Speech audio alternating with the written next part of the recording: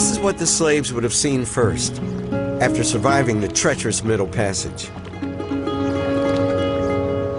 Here they encountered a new country, a new language, and a new life as someone else's property. These walls are covered with African blood because they were forced to construct this gorgeous building after the indigenous population decreased because illness. And they were forced to dive into the ocean and get these stones because they are made of coral. I see, coral, yes, yeah. Yes, it's coral. And many of them died in this process. It's a history of death and a history of invisibility. So this is the fingerprint of black history in Mexico. Right. It's right here. Right, definitely. Death and invisibility.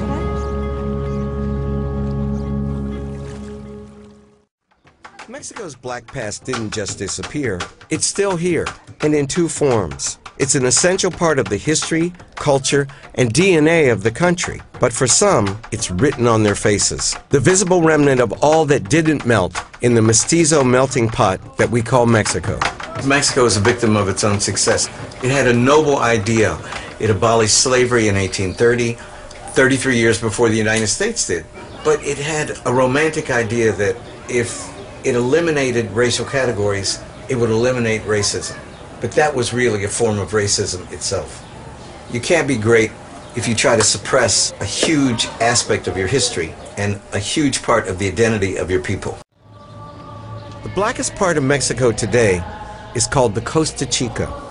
It's on the Pacific coast, on the opposite side of the country from Veracruz. South of Acapulco and north of Puerto Escondido, the land is swampy and the towns are extremely poor. Do black people suffer discrimination here in Mexico? Yes, we are a racist society. If you are in the cities, they stop you, ask you for your ID card, they make you sing the national anthem.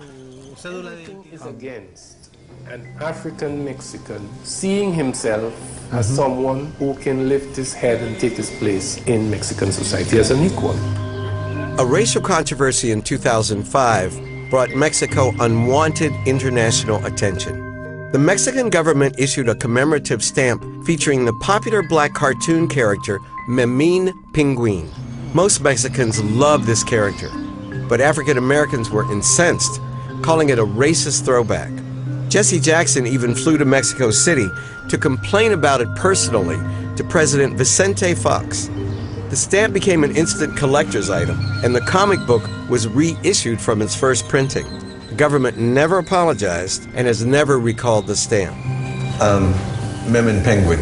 I mean, if you're sitting in Boston, you look at it, looks like Sambo. Mexicans, who are very intelligent people, their reaction was, you cannot judge him by racist standards of the end of the century because it was based on the 1940s. So there's nothing wrong about Memín Penguin.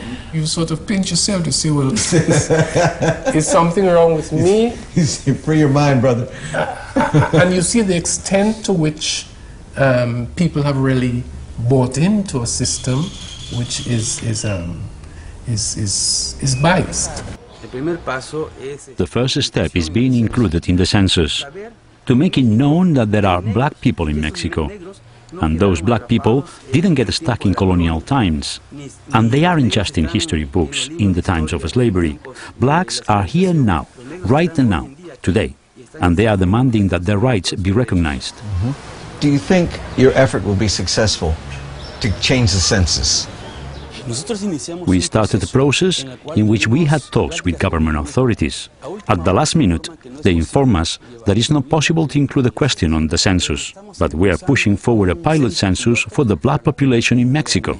Oh, that's good. How will it benefit the black community if they can say Afro, Blanco, Indigenous?